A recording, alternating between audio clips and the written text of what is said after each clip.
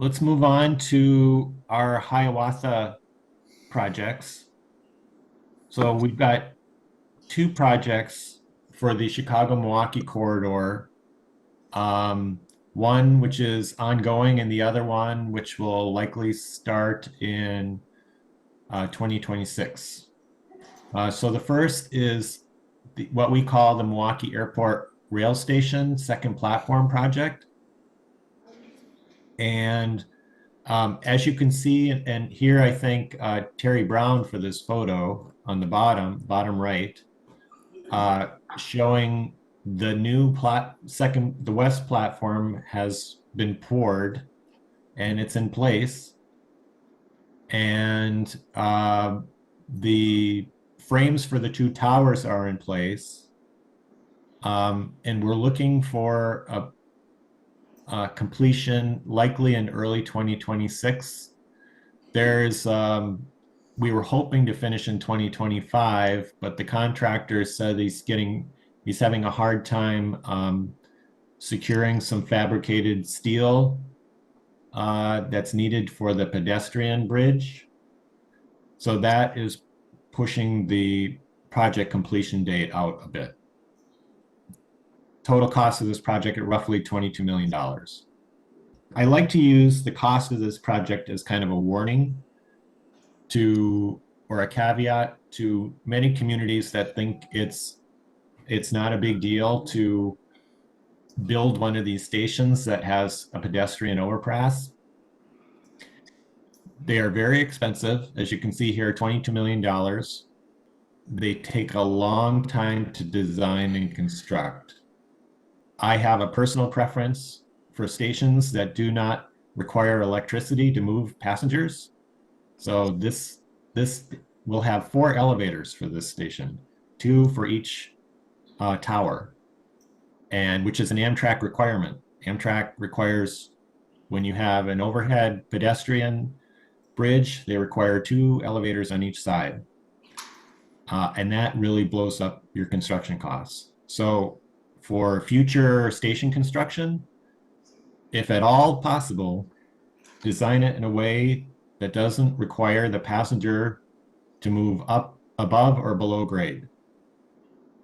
It'll keep your station costs down and keep your development and construction, make your development and construction much faster. Moving on, so the other project that is on our horizon is the Muskego Yard Bypass project. As I mentioned earlier to Terry, this is the second project required by CPKC to expand round trips between Chicago and Milwaukee, because we need to get the freight trains out of Milwaukee Intermodal Station. Thus the word bypass. And what it does, it puts that bypass track in the southern edge of Muskego Yard. As I mentioned, completion of the project is not necessary to get that 8th round trip between Chicago and Milwaukee. CPKC is only requiring that we secure all the funding necessary to start the design work and start the design and bidding process. So we anticipate the total costs will be between $90 and $93 million. The current estimate is $92.8 million. And right now we are awaiting official notification from FRA regarding a grant award through the FRA CRISI program. And if we're awarded funding for this project, we will have fulfilled that second requirement for CPKC to add the 8th round trip between Chicago and Milwaukee. Of course, that first condition is the completion of the Milwaukee Airport Rail Station.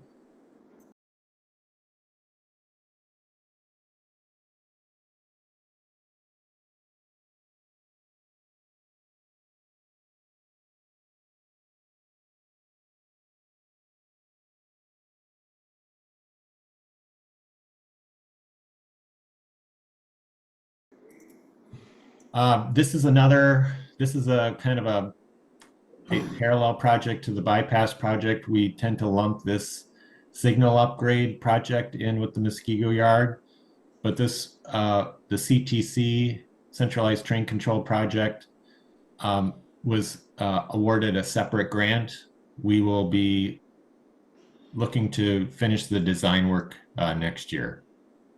And what this does is it basically makes the station area and the yard area fully CTC controlled.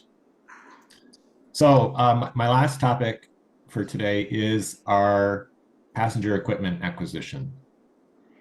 And I also want to get to the topic of the equipment situation in Chicago at the end of this slide.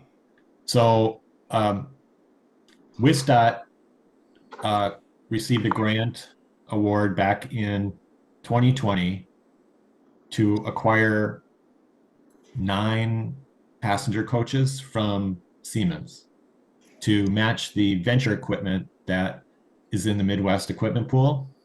Siemens is in the process of building 6 coach cars and 3 cab coaches for the Hiawatha, and they will go into the Midwest equipment pool and managed in Chicago, which Amtrak will operate on our Hiawatha. Now, for those who aren't familiar, the Midwest equipment pool consists of 88 Siemens venture cars and 33 Siemens Charger locomotives. All of the locomotives are in service on the Midwest routes.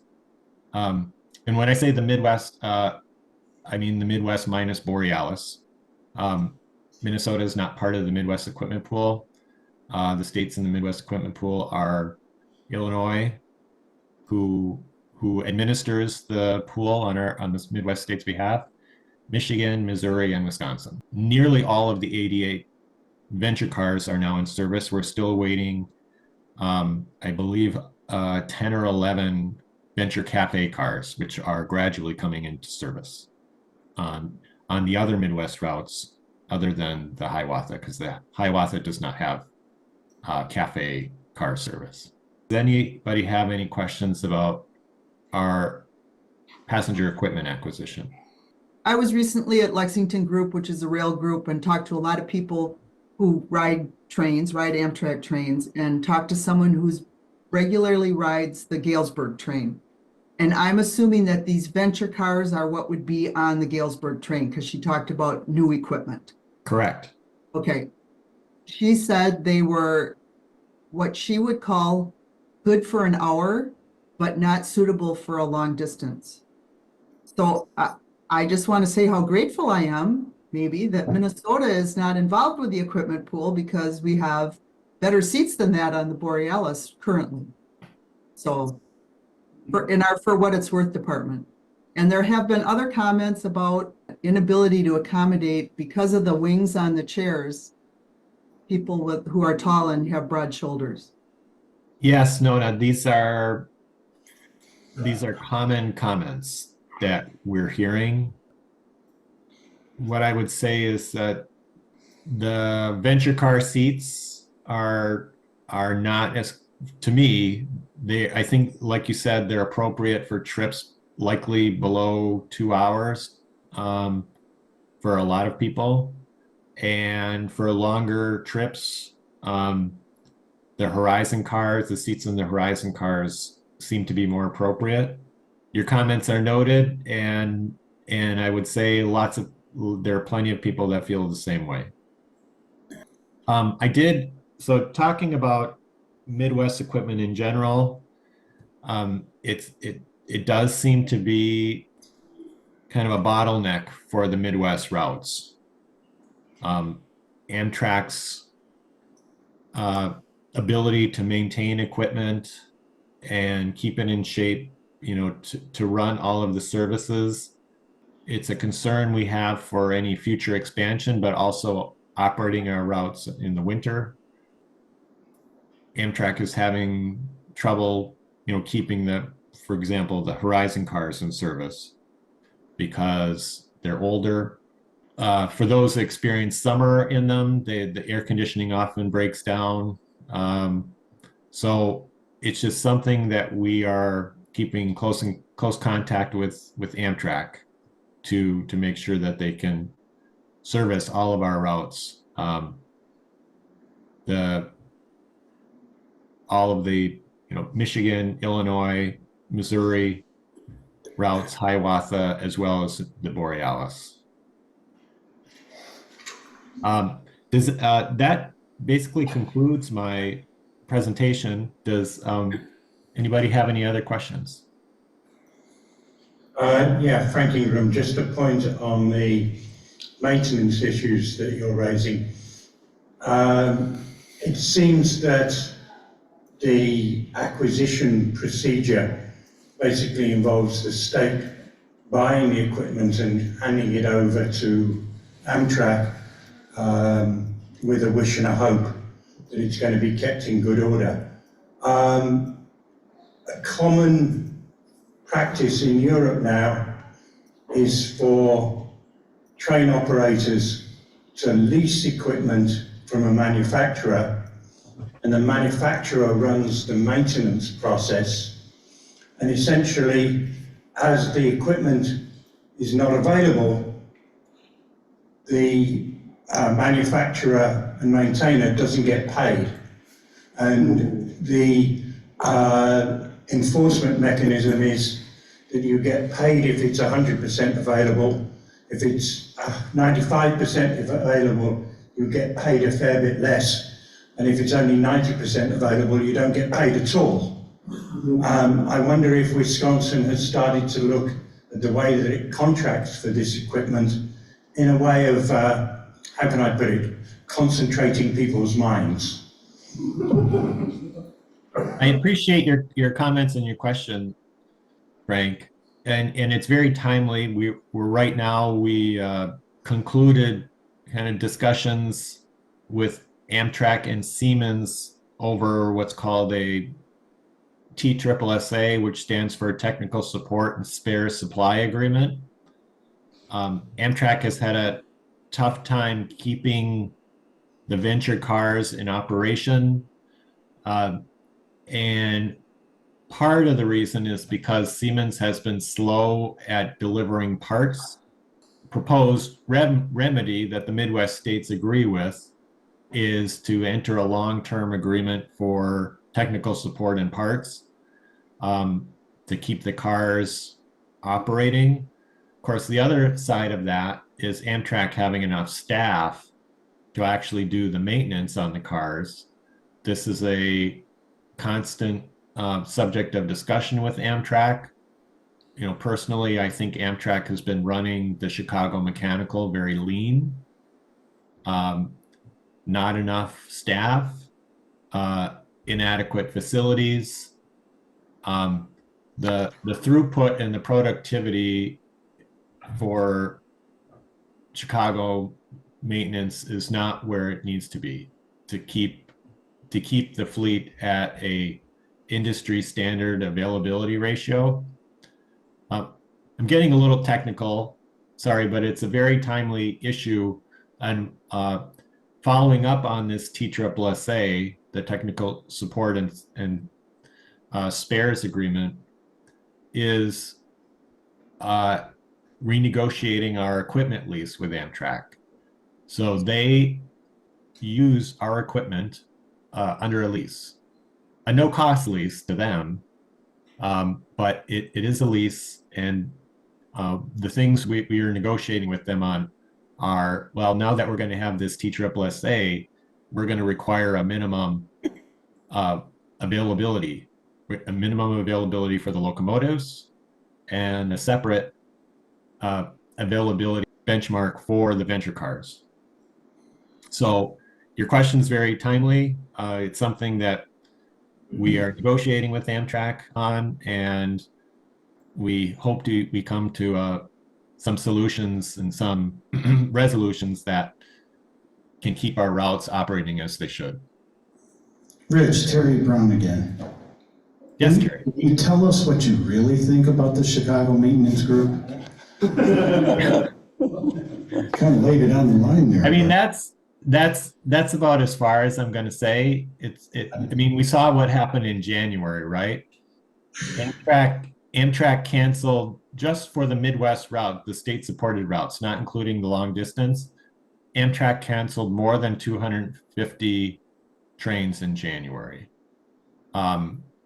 It's something like, I think it was 80 Hiawatha trains alone, which is about 20%.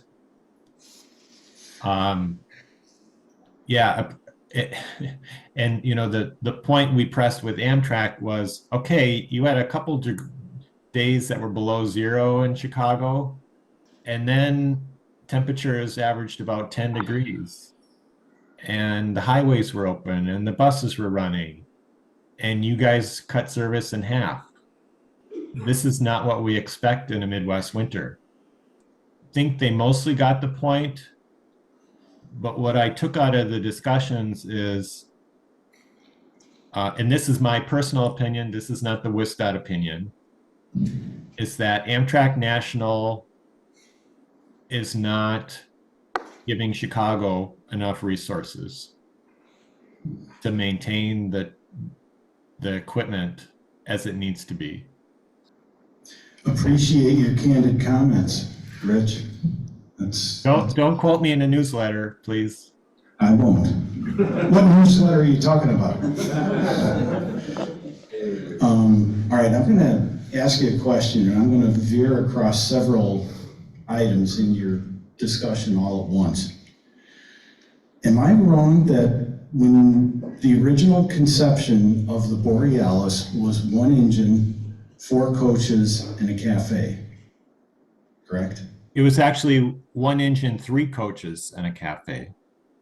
So where I'm going is, the original thought was you'd only need 1 engine to run that train. Right. You were also planning on, you were anticipating that the train could be turned around in St. Paul. Correct. Correct me if I'm wrong, but we've got a mix of power right now, different generations of, it's real easy to tell engine number 82 was on the front today, it's on the back tomorrow on its return leg. So the original operating plan had the trains Ying, meaning turning around. They would use a Y at Minnesota Commercial, further to the west, a few miles west of the depot. There's a mix of reasons why Amtrak abandoned that plan, and then their plan B was to Y east of the depot on BNSF. They're already operating on a PTC waiver with FRA, and the PTC waiver limited the number of passenger trains to pass through the Y at 4 per day. And if you added a Y move, that would be a 5th passenger train passing through. And BNSF said no. Now, my understanding is Amtrak and BNSF are in discussions about this to see what can be done to allow the Y move on the BNSF Y to the east. I don't know if and when that's going to be resolved. Is there a reason why the Borealis isn't a push-pull operation? Well, it is today. I mean, it's you mean like with a cab car, with an NPCU? Buddy. So throughout the summer, we've had power on each end. Yes. And both units are regularly working. It's really easy to tell when they have black exhaust. Right. They're both working. Yep. Can that train get along with just one power? Or are there other technical considerations that are prohibiting one engine from being used on that consist? So Amtrak has proposed to the states to use 1 locomotive and 1 cab car on the consist. That requires 2 things, right? It requires the states to approve of that, proposal, which we haven't done yet. And it also requires that Amtrak have an available, reliable NPCU. Reliable, where are you going with And that? so this is an important term, especially because, you know, the Hiawatha has been using NPCUs for many years, but they are very old F40 NPCUs. The machinery is 40 years old or more. And we're running into lots of reliability problems. And for which we hope to resolve those problems once we get our own cab cars from Siemens. But until then, you know, we use the F40 NPCUs when we can because they're cheaper to use than a second locomotive on the Hiawatha set. They get bad ordered probably once a month, and that entails an engine swap in Chicago whenever we run into that. Or in the worst case scenario, it gets bad ordered in Milwaukee, and then the train has to get canceled. This is a concern for the states, for the Borealis being a much longer route. If an old NPCU got bad ordered in St. Paul, well, guess what? The next day's train is going to get canceled. Why would that happen? Can't they turn it around and put the So if the NPCU is on the east end and they can't Y it, they're stuck. All right, so you kind of are going where I was going to end this discussion was with the FP40 MPCU. It's a cabbage car, and that solves the bike problem. It would if they were reliable. I mean, we are using them on the Hiawatha. It does cost money to pull the prime mover out and convert them into baggage space. And so my question is, looking ahead a few months to when the next biennial state budget is introduced by the governor, in terms of what WisDOT is going to be asking for, do you anticipate there will be any requests in the new biennial budget request for state funding, new state funding for either Borealis or Hiawatha, and what would be the decision points that the incoming legislature would likely be having to make with regards to that? Thank you. I can really only answer the first part of that question. The second part is really a political question. The first part, we did put in a request to sufficiently fund both Hiawatha and Borealis for the biennium. Whether that request will be, whether the legislature will fully fund that request, I don't know. That's up to them. Well, I don't know if I will comment on Secretary Boardman. She is a known figure within the department. She had been the deputy secretary for more than a year, and we enjoy working with her. She's a very quick study. Usually when we get a new secretary, it takes 6 months to a year to train them up on passenger rail issues. I think it took Secretary Boardman no more than 2 months. Okay. She picked up on the issue. We don't have to explain things twice. And what I would say is, if you need to communicate to her about passenger rail issues, you will find a welcoming audience. Was this an expected transition? It was a surprise. So we heard the announcement directly from then Secretary Thompson with Deputy Secretary Boardman in a room. We were giving up right at the start of a passenger rail briefing. So I got to be the first WisDOT staff to congratulate her, which was really nice. But it was a complete surprise. But I would say the department's in good hands. Okay, well, we'd like to thank you for being involved with us with a round of applause.